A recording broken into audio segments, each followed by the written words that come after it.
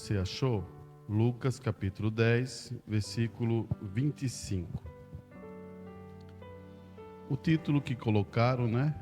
A parábola do bom samaritano. Vamos falar um pouquinho sobre essa parábola. E eis que se levantou um certo doutor da lei, tentando e dizendo: Mestre, que farei para herdar a vida eterna? Uma boa pergunta, né? E ele lhe disse: que está escrito na lei, como leis?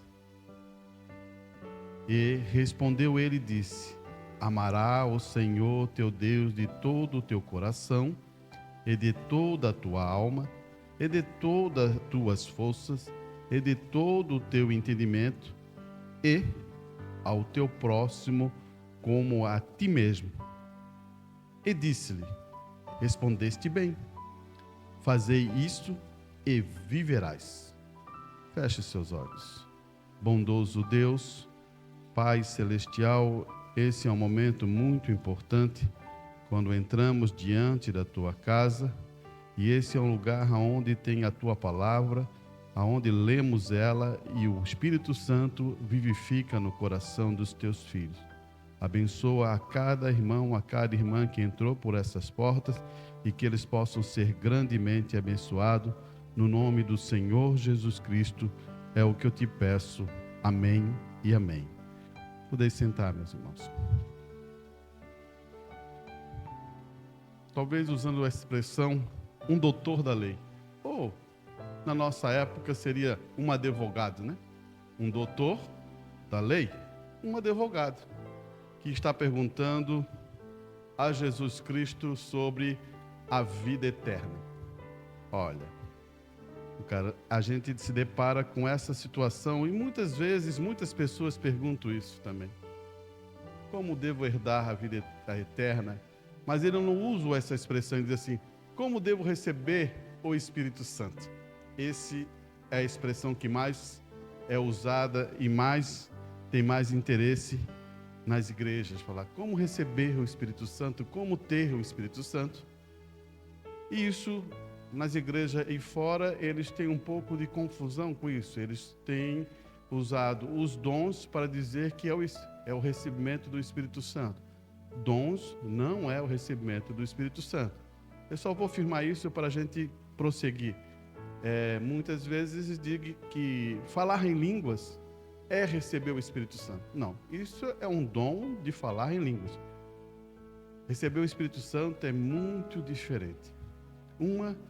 Para você receber o Espírito Santo, para eu receber o Espírito Santo, eu tenho que ter obediência total à palavra de Deus. E isso eleva o nível, né? Isso eleva muitas coisas em nossas vidas. E o interessante daqui é que Jesus faz o doutor, o advogado, faz essa pergunta para Jesus. E ele lhe diz: o que está escrito na lei? E como leis? Olhe bem, duas perguntas que Jesus faz. O que está escrito na lei e como você lê? Ou melhor, como você compreende o que está escrito na lei? É isso que ele quer dizer. Como você entende isso?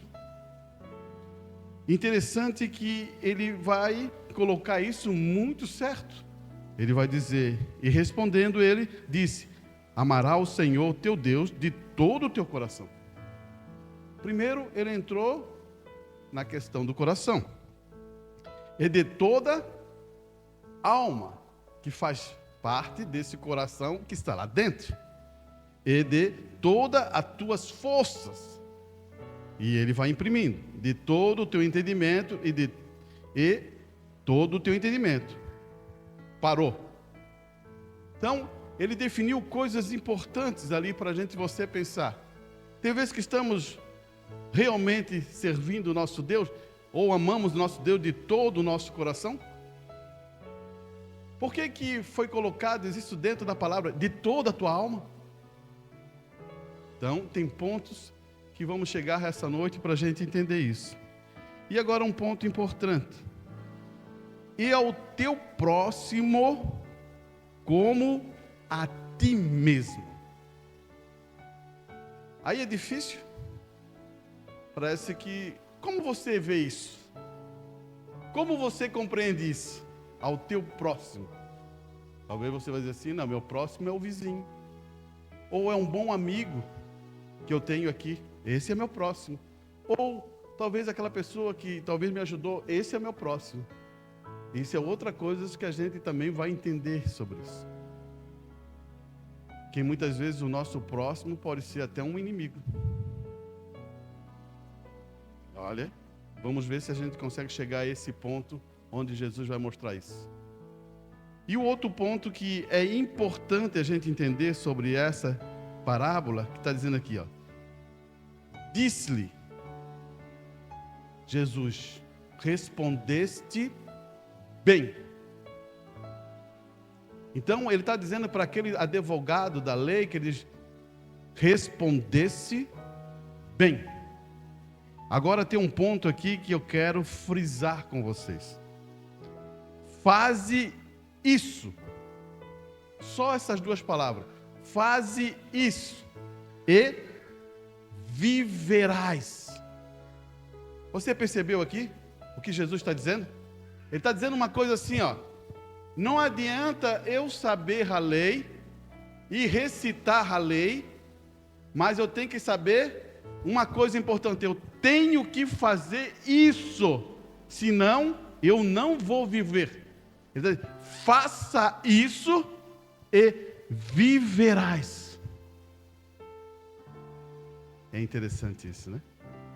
Quando se depara com uma parábola que ela está te dizendo assim, ó. É muito fácil recitar isso. Seria como dizer assim, ó. Vives o que estás ouvindo? Vives o que está sendo falado? Vive o que você fala? E tem coisas mais importantes que ele vai dizer aqui, ó. Ele, porém, querendo justificar a si mesmo, disse a Jesus. Olha só, a palavra está aqui, justificar-se. Ele queria se justificar e disse: e quem é o meu próximo? Você já percebeu uma coisa interessante? O que está acontecendo aqui é uma narrativa de um advogado que conhece a lei. Ele sabe muito bem quem é o próximo. Ele sabe. Mas ele queria se justificar. Como dizendo assim, ó, eu não sei. Daí ele diz para Jesus, quem é meu próximo? Ele diz assim, ó, você sabe quem é o seu próximo? Você sabe quem é o seu próximo? Você sabe? Daí você vai chegar naquele ponto e dizer assim para Jesus, naquele dia, quem é meu próximo? Você se deparou com isso? Preste bem atenção, irmão. Quando a gente fala sobre justificar, tem um problema. Quando eu quero me justificar, é porque tem alguma coisa em mim que me aparenta que as pessoas estão olhando que eu estou errado. Agora, eu não estou falando de justificar de Deus para você. Eu estou falando de eu querer me justificar. Você já viu alguma pessoa se justificar porque se ela não tem nenhum erro nenhum, ela vai precisar se justificar? Você nunca vai ver isso. Se no meu coração eu não sinto nada disso, eu não sinto nada disso que eu tenho que me justificar com nada, porque eu não sinto que nada fiz errado, eu vou justificar? Você está percebendo o que está acontecendo com esse advogado da lei? Por isso que Jesus fala, faça isso e viverás. Ele está dizendo uma coisa para o advogado que ele não faz. Ele conhecia muito bem a lei, ele conhecia muito bem o que fazer, mas não faz. Interessante, né? Agora escute bem, vamos levar a narrativa dessa parábola para você acompanhar passo a passo. E eu quero dizer uma coisa para você, preste bem. Jesus está aqui imprimindo uma parábola, falando do samaritano para dar uma ideia. Quando aquela pessoa que foi roubada, salteada ali, ele era um judeu. Estava caído, quase morto ali. E você sabe muito bem que entre um judeu e entre um samaritano, eles não se entendiam. Você sabe muito bem disso, né? A toda a escritura, toda a narrativa, toda a situação, você logo vê, primeiro, os judeus. O que eles são? O judeu é o povo puro. Eles se consideravam um povo especial, um povo que Deus chamou. Então eles eram perfeitos. Agora, o que era um samaritano? Você sabe o que era um samaritano? Um samaritano é a mistura de um judeu com um gentil. E isso, para os judeus, era impuro.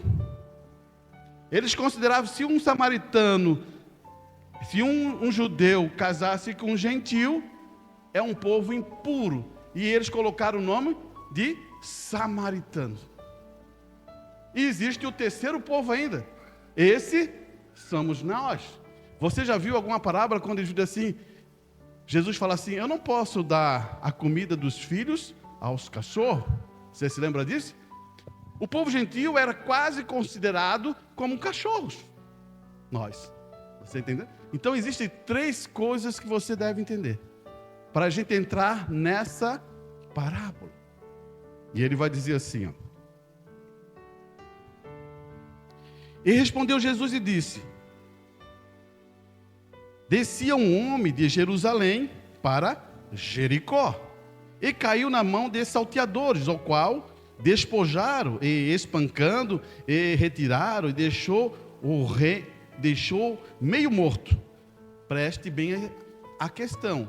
Aqui ele está falando essa parábola para aquele advogado da lei, que ele queria saber quem era o seu próximo. Aqui a narrativa é essa. E ocasionalmente descia pelo mesmo caminho certo sacerdote, e vendo-o passou de largo, e de igual modo também um levita, chegando àquele lugar, vendo, passou de largo. Mas um samaritano que ia de viagem chegou ao pé dele e vendo, moveu-se de íntima compaixão. Agora eu faço a pergunta para ti, como é que um samaritano vai ter íntima compaixão se ele viu um judeu caído ali? Aí que está. Para melhorar o nosso raciocínio, irmão, vamos entender isso. Você vê um irmão dar a mensagem que com um problema disso, que as pessoas vão ali falar, ele está ali, está triste, está naquele canto, está deprimido, está isso, está tudo aquilo.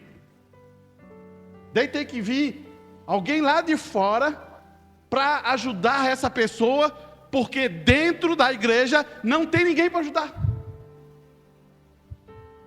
Você está vendo? Estou tentando trazer essa história para dentro do nosso tempo. Aí que está o ponto. Você começa a entender agora?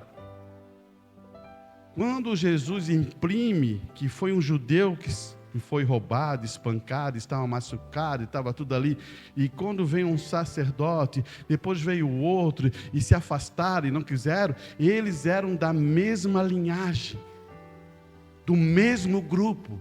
Agora vem um samaritano que não faz parte desse grupo e sente uma íntima compaixão por aquela pessoa.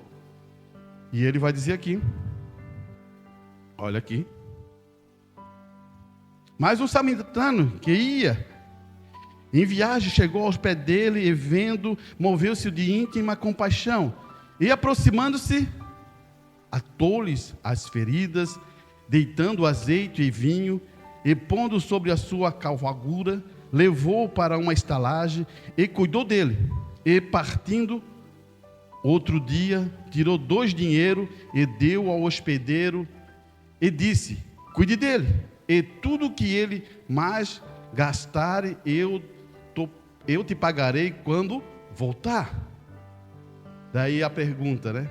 Qual, pois, dentre esses 3 te parece que foi o próximo? Porque ele está voltando a perguntar para o advogado da lei.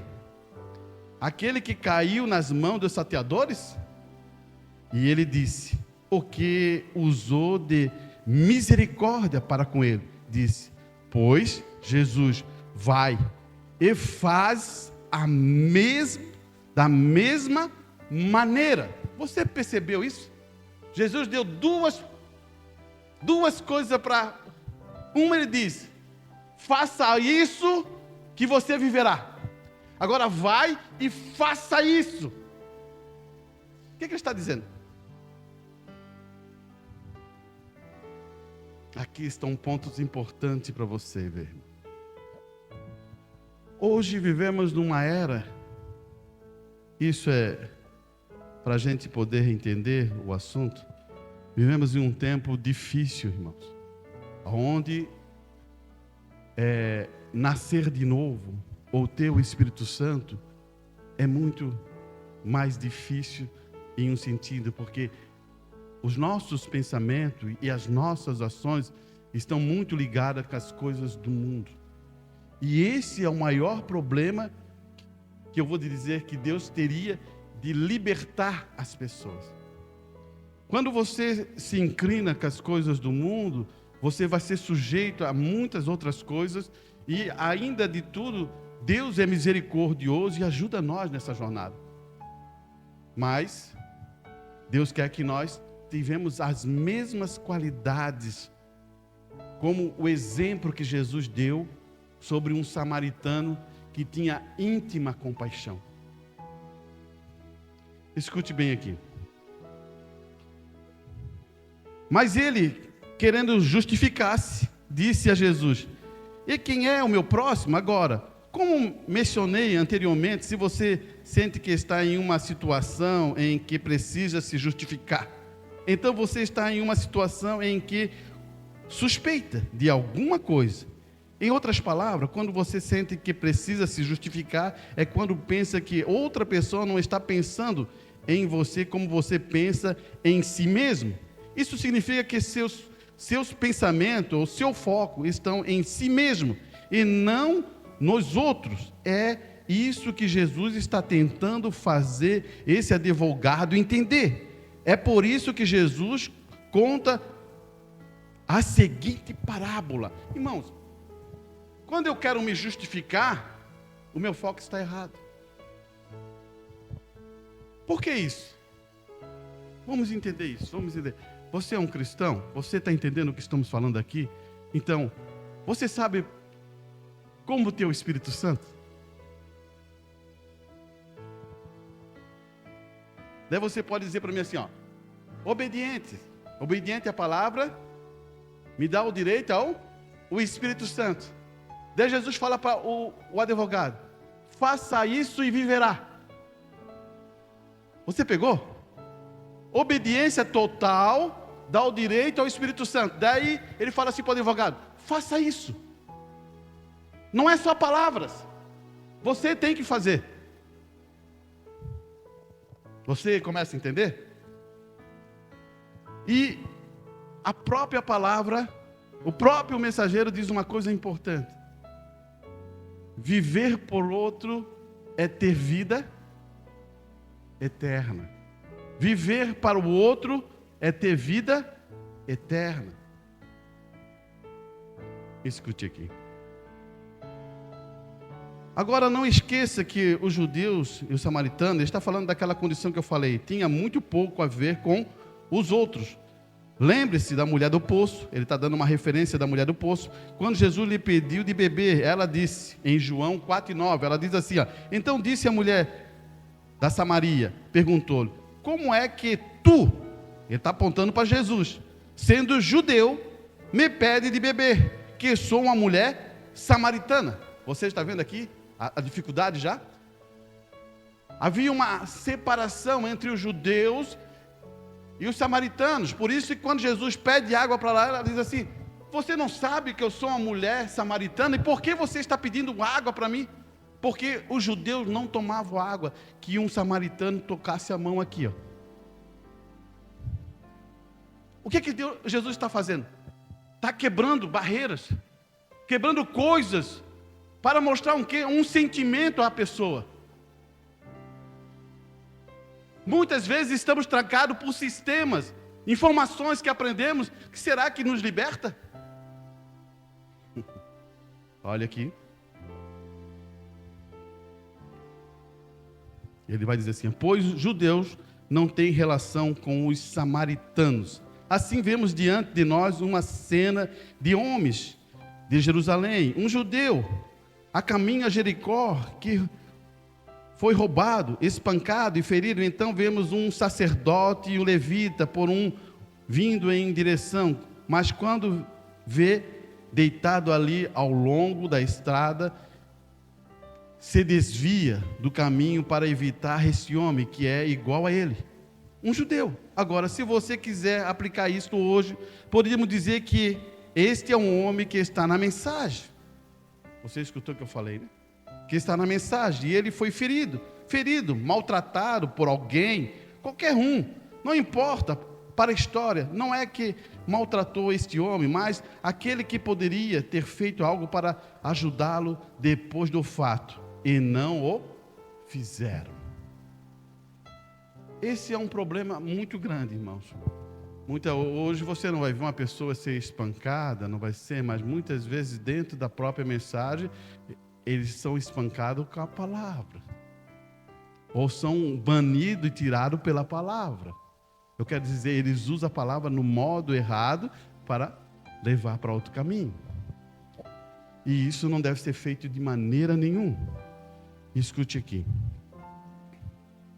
Ele vai dizer assim, ó: acho incrível que, dentre desta gloriosa mensagem, escute bem, onde o próprio Deus desceu e reuniu os seus eleitos, onde o próprio Deus nos deu evidência da sua presença entre nós, mostrando uma coluna de fogo e as nuvens, designando que ele veio. Ainda temos pessoas que são egocentristas. Você sabe o que é isso? O que é uma pessoa egocêntrica? Você sabe? Vamos ver se a gente coloca aqui só para ter uma ideia. O egocêntrico é como fosse isso aqui, ó. Está vendo aqui? Ele é o centro de tudo. Tudo tem que rodar, tudo tem que ser para ele. Você conhece pessoas assim? Tudo tem que ser para ele, tudo tem que rodar ao redor dele, tudo tem que ser. Esse é uma pessoa egocêntrica. Você diz assim: isso não existe. Olha essa era. Olha os jovens. Olha como é que estão. Olha como é que é essa era. Você vai dizer, e você vai se separar com isso.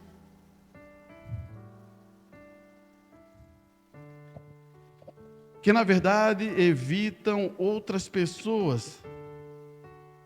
Nesta mensagem, quem pode estar deprimida e precisam do seu amor e ajuda. Escute bem aqui, ó. Agora perceba que existem muitos. Eu quero que você entenda, quando você entra nessa questão egocêntrica aqui, quando você entra com essa condição aqui, a gente deve entender que tem muito cuidado nessa situação. Porque pessoas têm necessidades. E você tem, como filho de Deus, fazer essa parte. Isso faz parte nossa. Agora, você vê Jesus usando padrões e quebrando regras que eram tradições e costume daquele tempo. Hoje eu muitas vezes vejo dentro da estrutura da igreja algumas regras e tradições e costume que as pessoas se trancam. Vou dar um exemplo muito simples. Deus está trabalhando contigo. Deus está tocando no teu coração. Você tem coragem de levantar e dar um glória a Deus? Você está entendendo onde eu quero chegar? Não tem coragem. Porque na tua mente você vai dizer assim, ó, o que aquela pessoa do lado vai pensar? eu estou com um problema. Por quê? Não tem um que levantou.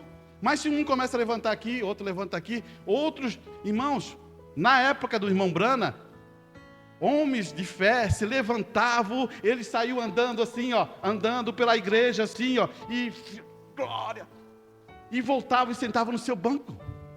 Cadê isso? Cadê as coisas que aconteceram naquele tempo? Estamos aprendendo a ser formais.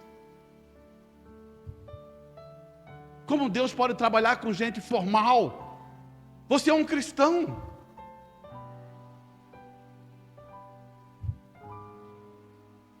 Ainda estamos acostumados e trancados com as tradições. É difícil dizer isso, né? É difícil. Escute o que eu vou dizer.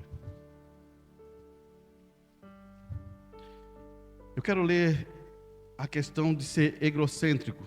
No dicionário fala assim, ó, não demonstrar empatia, não demonstrar um sentimento a outra pessoa. Ou seja, não consegue colocar no lugar-se do outro, porque está constantemente ocupado com o seu eu. É com o seu eu que eu estou falando. E com os seus próprios interesses. Irmãos, preste bem, você é um cristão nascido de novo, então tem alguma coisa que tem que ser mudada. Não é mais um teu interesse. E a gente não, eu quero que você entenda, a gente não está brincando de igreja, porque é mais fácil fazer uma pregação muito tranquila, muito boa, e levar você a dizer, que pregação tranquila, foi uma bênção aquilo. Não, estamos ensinando o que é um cristão. Você vai sair daqui com um pensamento formado, o que é um cristão, para poder você ter uma referência do quem foi Cristo. Pensa bem, Jesus Cristo morreu por quem? Pelos que eram bons, que cuidavam de Jesus Cristo, que faziam as coisas para Jesus Cristo, ele morreu por eles, foi isso? Não, ele morreu por os maus. Eu fui mau, eu coloquei ele na cruz. Ou você não fez alguma coisa? Ou você era sempre bonzinho? Nasceu bonzinho, viveu bonzinho, todo direitinho? Não, essa é a verdade. Escute aqui.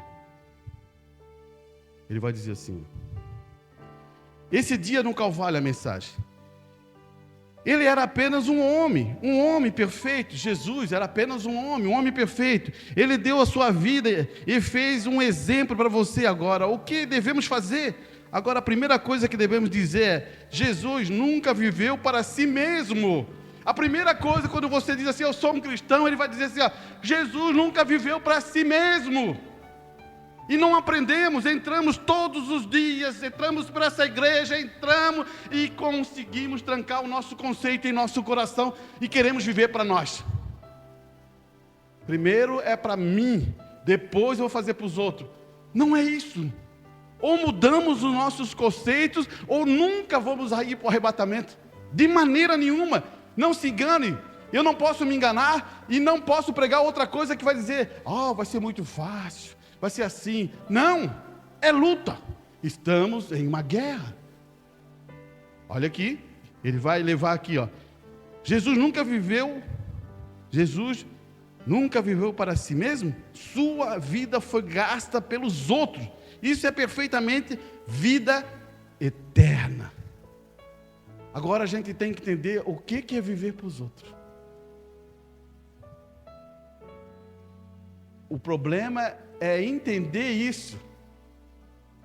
Sabia? Irmão, eu comprei a compra lá daquela vizinha. Eu levei umas roupas para ela lá. Eu estou vivendo para os outros. Vamos ver se o irmão Brana vai falar sobre isso mesmo. É assim. Escute aqui. Quando você diz que vai à igreja e faz coisas boas, tudo bem, mas quando você vive a sua vida para si mesmo, você não tem vida eterna. Quando você vive para você, você ainda não tem vida eterna. Amplie esse pensamento, irmão. Você está querendo o reino aqui, você está vivendo aqui para ficar bem velhinho, andando assim, estou aqui, é isso mesmo? Ou você está vivendo para o reino de Deus? Pense isso. A vida eterna é viver para os outros. Cristo provou isso quando ele veio. O Cordeiro de Deus, ele viveu e teve vida eterna, porque não viveu para si mesmo, ele viveu para os outros. E você recebe vida eterna ao receber aquele dia. E você não vive mais para si mesmo, você vive para os outros. Você consegue entender? A gente falou em Itajaí, né? Na nossa reunião lá, mas eu quero colocar isso de volta aqui só para dar o entendimento. Irmão, quando a gente falou sobre fruto do Espírito, preste bem atenção, esse fruto não é daqui, é de Deus, que vem para o Espírito, que é o Espírito. Tem uma escritura que eu vou ler de pouquinho, que está em Ezequiel 36, 26, se você quiser procurar, já vai achando aí na sua Bíblia. Em relação a isso, você tem que entender que os frutos do Espírito vêm do céu. E eu vou ler aqui só para lembrar você. Preste bem atenção. Aqui tem 9 frutos do Espírito, 9. Mas são o suficiente para me dar uma visão se estamos realmente vivendo para os outros. Olha aqui. O primeiro fruto do Espírito é amor, gozo, paz, longanimidade. Irmãos, quando fala de paz, sabe o que é paz? Não é a paz do mundo. A paz que está falando aqui é quando você, dentro de você, não tem nenhum vulcão em erupção aí dentro, não. Você entende? Está fervendo. Vou falar. Está fervendo. Tem alguma coisa errada. Porque se é paz, não tem que estar fervendo aqui. Isso prova que ainda não chegou esse fruto do Espírito aí. Eu não estou dizendo que você não é um cristão. Eu estou dizendo quais são as coisas que o fruto do Espírito vai fazer em você. Olha aqui. E ele vai dizer, longanimidade. Você saber esperar. Saber, se lembra? Estica. Estica. Mas está difícil. Estica. Você já pegou um lastro de soro? Quem é criança que brincou com funda? Alguns antigos sabem. Estica. Estica. Estica. E tem mais uma volta e ele estica assim, ó. Parece que aquele elástico não rebenta. Então usa aquela ideia desse elástico da funda. Estica, estica. Não vai fazer uma funda com aquele negócio de pneu de bicicleta. Você vai esticar e vai arrebentar em você. Aquele soro, ó, estica, estica e nunca arrebenta.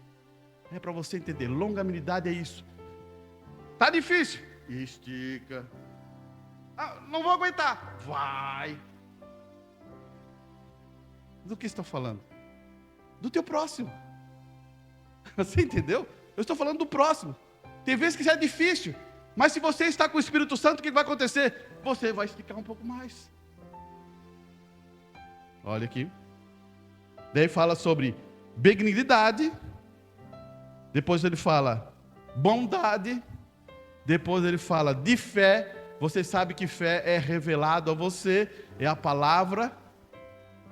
Mansidão. Irmão. Olha. Quando a gente para nessa mansidão, tem vezes que eu fico pensando assim, meu Deus, o que falta de muita gente aí.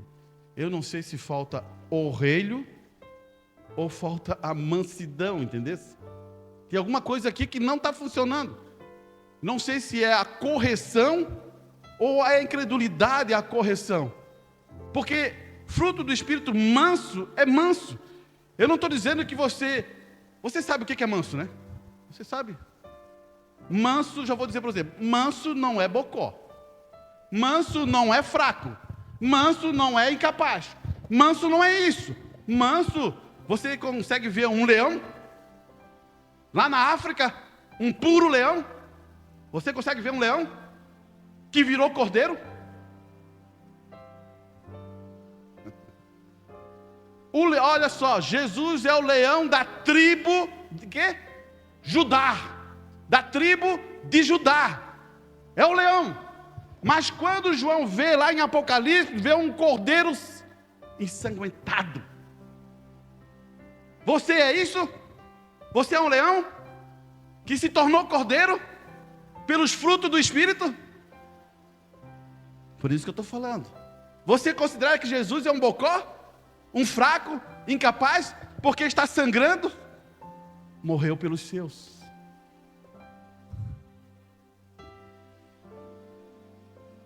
Você está entendendo, né? O que estamos fazendo aqui, o que Jesus está fazendo é canalizando a força que Ele tem para a obra da salvação. Canalizando o que Ele tem ali de luta para transformar em bênção, em graça. Ele está apenas canalizando porque Ele é um leão. Quero que você entenda. Porque muitas vezes as pessoas pensam que mansidão é aquela pessoa. Olhe bem, mais uma. Temperança. Temperança. O que é temperança, irmão? Isso, temperança. Eu faço uma comida e botei um pouquinho de sal, já não abre muito sabor, mas se eu botar o sal na medida, fica saboroso, né? Você sabe disso. Eu acho que toda cozinheira, todo irmão que comeu uma comida, né? Parece assim, falta uma pitadinha daquela. Botou, a comida ficou perfeita. Então, temperança no sentido espiritual, o quê? É quando você chega ao irmão e sabe falar, temperado, tranquilo. Ele não vai exaltar nada, ele vai falar tranquilamente. E a pessoa vai receber aquilo com sabedoria, porque a temperança gera sabedoria. Amém? E ele vai dizer aqui outras coisas, como estão. E isso daí ele fala no 23, contra essas coisas não há lei. Então você entendeu? O fruto do Espírito está aqui.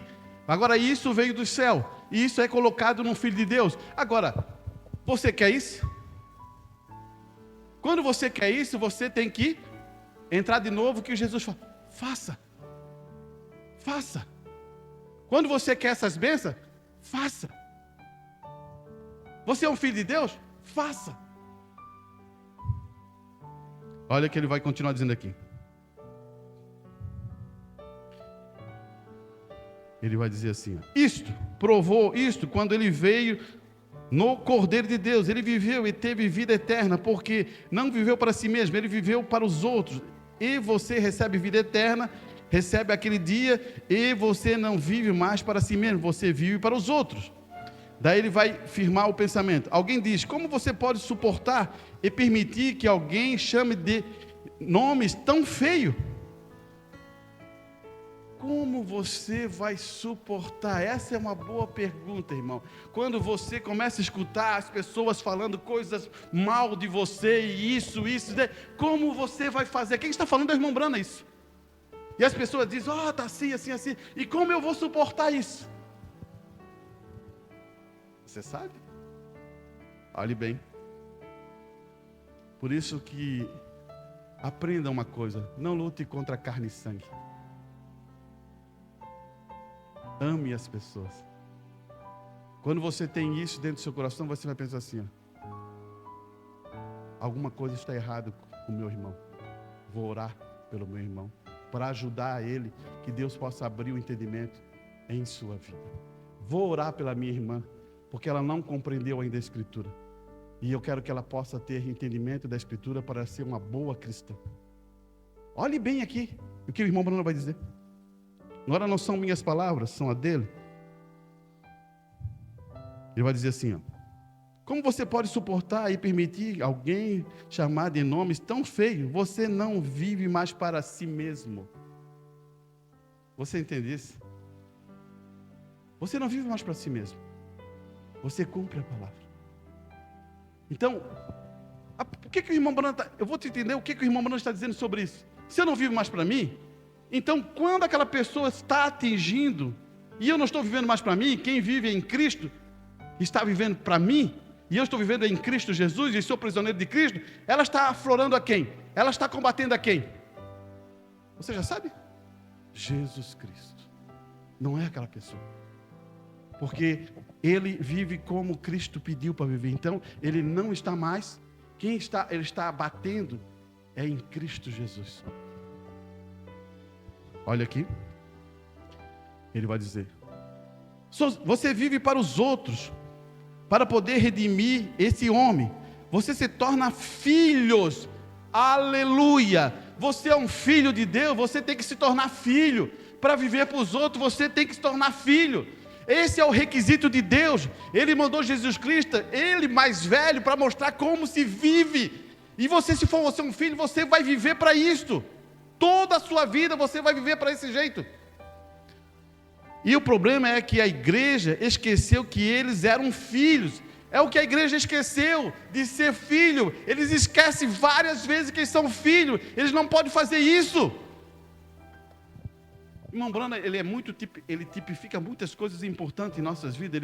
Ele fala muitas coisas assim. Se lembra que ele fala de um jovem que era um filho de um rei na África e foi pego de escravo e veio para cá uma fazenda nos Estados Unidos e ali ficou junto com os outros escravos. E chegou um homem daquele que comprava escravo e perguntou: você vende esse escravo?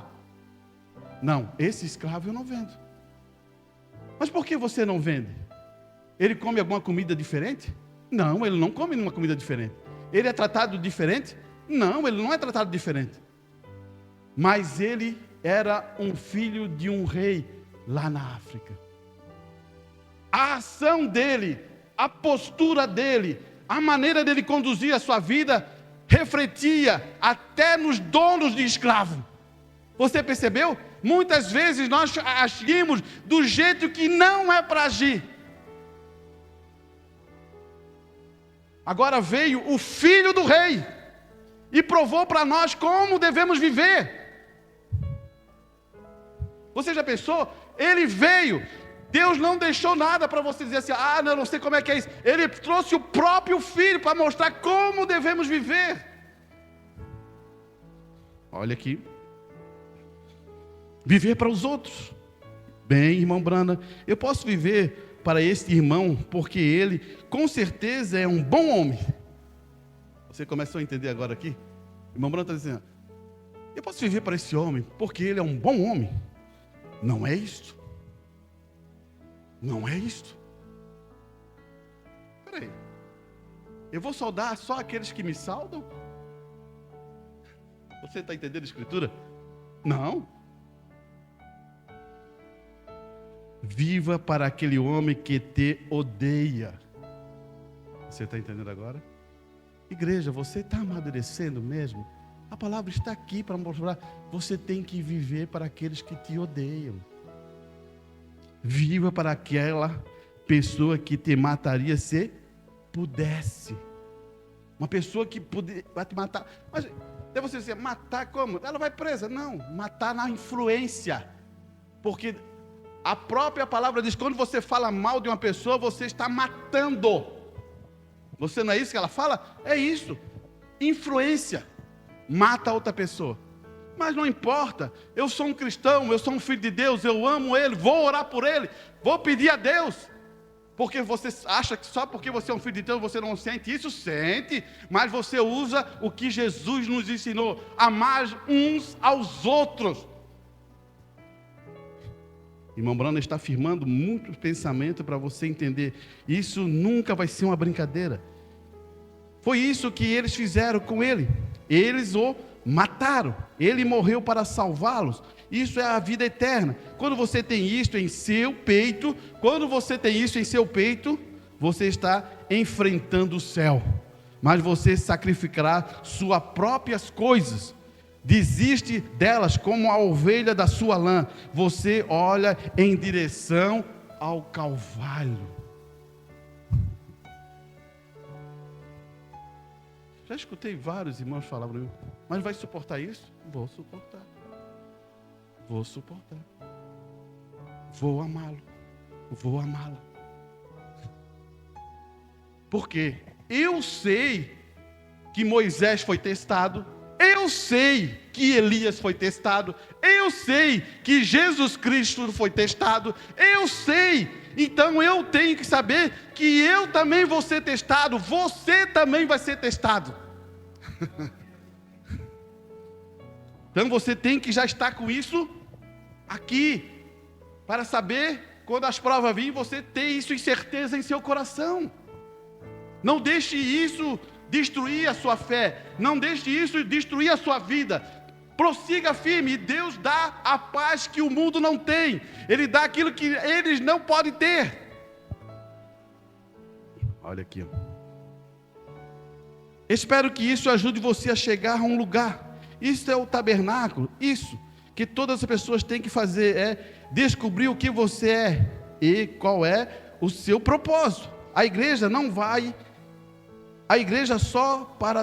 você não vai só à igreja para tocar música, cantar música. A igreja é um lugar onde é a correção. Irmão Bruno ainda fala isso. A igreja não é um lugar só para cantar. Isso é muito bom, irmão, quando você vem e se reúne para cantar, quando você reúne para se louvar, quando você é aqui para vir para glorificar, isso é bom, mas a igreja é um local onde que nós tem a correção. O julgamento começa na casa de Deus. Devemos nos considerar mortos, vivos para Cristo. Então, Ele abriu o caminho para que pudéssemos nos sacrificar ao seu serviço, para segui-lo. Se os seguimos, levaremos a vida que Ele levou. Isso é maravilhoso. Jesus disse e falou sobre isso. Deixe-me apenas dar alguma citação sobre isso. Ouça com atenção, não perca isso. Como é que você vê Jesus? Você está entendendo agora? São coisas importantes, irmãos. Porque muitas vezes acontece que as pessoas veem de um jeito a palavra de Deus. Por isso que quando Jesus se expressa a esse advogado da lei, ele é muito claro em dizer: como vês isso? Como você vê isso? E tem uma coisa importante você saber: existe sentimento nisso. Como existem sentimentos bons, existem sentimentos maus. E isso é um cuidado que um cristão deve ter. Ele não pode ter isso em seu coração. Por que Jesus trata Judas daquele jeito? Porque ele tem que cuidar do seu coração. Como você cuida do seu coração, que vai ao médico, faz uma inspeção, vê se o coração está bom. Esse coração que eu estou falando, escute bem onde está. Agora vamos ler isso aqui. Em Ezequiel 36, 26. Escute bem. Isso é importante você saber, porque está dentro da Escritura, irmão. São coisas que estão ali guardadas no profundo, para dizer um dia para você: olha, como é que você deve ser? Olha, você acha que na Bíblia foi colocado essas coisas por acaso, dessa maneira? Não. Deus colocou tudo em ordem. Essa Bíblia está escrita aqui porque Deus colocou tudo em ordem. Cada homem que escreveu tal parte, que foi ali, depois passou milhões e milhões, passaram anos, outros escreveram 1000 anos, passaram. Você começa a entender isso? Escute agora o que ele vai dizer, Ezequiel 36, 26. Eu vos darei um coração novo. Por que esse coração? Por que esse coração não pode ser esse coração? Deus está dizendo: eu vou dar um coração novo a você. Esse coração que você tem não é bom. Ele tem amargura, ele suspeita mal, ele fala mal, ele não tem fé. Interessante isso, né? Por isso que Ezequiel está dizendo: vos darei um coração novo, e porei dentro de vós um espírito novo. Olha lá, um espírito novo. Eu tenho coração e tenho espírito, por que tem que ser novo? E esse espírito que está falando aqui, novo, não é o Espírito Santo, é o espírito humano mesmo. Ele tem que tirar o coração Aquele coração velho, botar um coração novo e botar um espírito novo, que ele possa se inclinar às coisas da palavra de Deus, que ele tem prazer nas coisas da palavra de Deus. Ele não pode ter aquele espírito do homem velho, que quer as coisas do mundo, ele fica olhando para as coisas do mundo, ele se agrada nas coisas do mundo, ele acha que é muito sabichão, ele quer aquelas coisas do mundo. Não, precisa de um espírito novo, que veio do céu, para mudar isso. Agora escute bem, estamos com duas coisas aqui, um coração novo e um espírito, não o Espírito Santo ainda, um espírito novo. E ele vai dizer aqui: e tirarei o coração de pedra da vossa carne, e vos darei um coração de carne. O que ele quer dizer? Então, eu tenho que dar um coração novo. Então aquele coração era um coração de pedra, duro, que não quer receber a palavra. Sabia? Sabia que existe muita gente que não recebe a palavra? Vai, sai. Não consegue descer. Porque você precisa ser renovado, ter um coração novo, um espírito novo. Daí ele falou assim: agora eu vou colocar um coração de carne. Já pensou um coração de carne?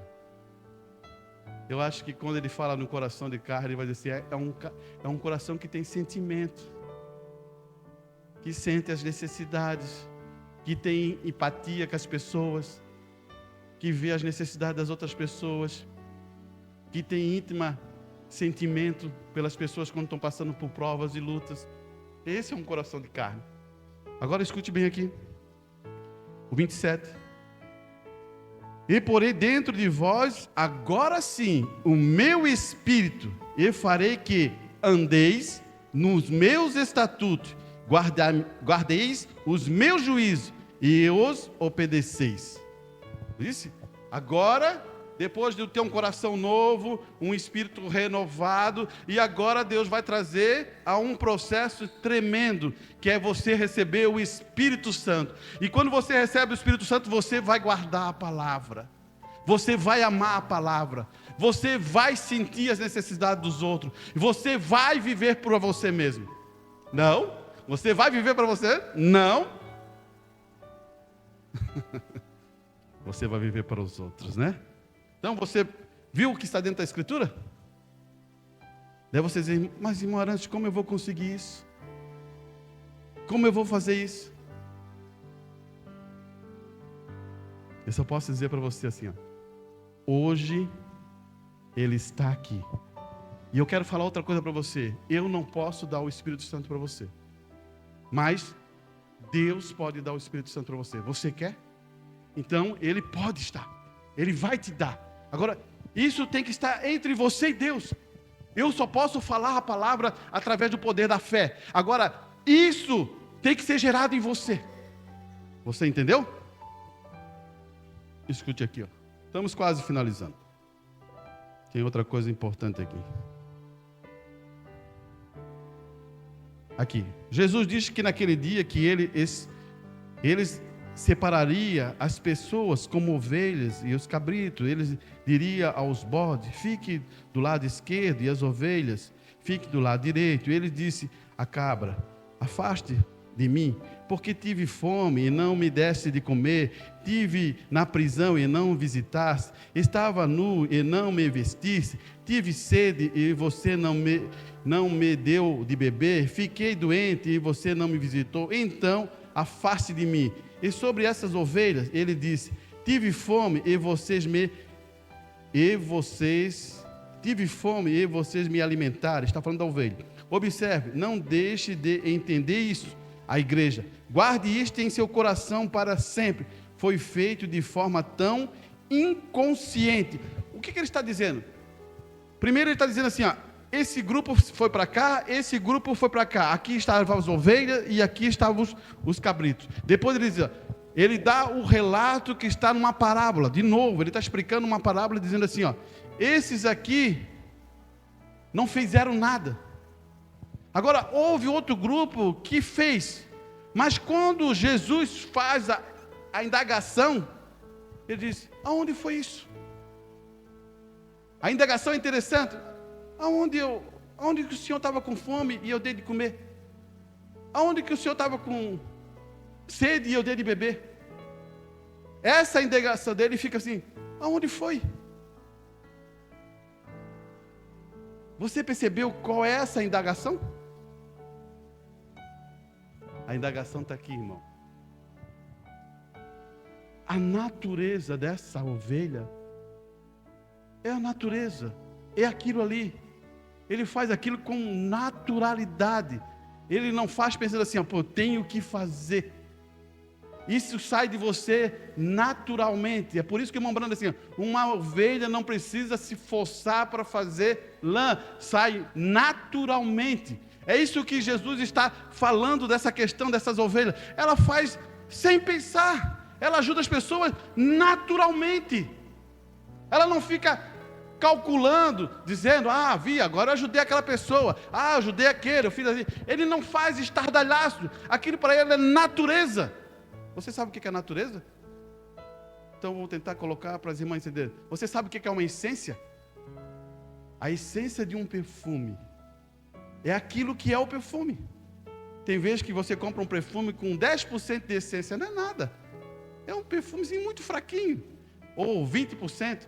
Mas se você tiver a 100% da essência, meu Deus, aquilo ali você diz assim: isso aí é maravilhoso. Você entendeu? É a essência daquilo.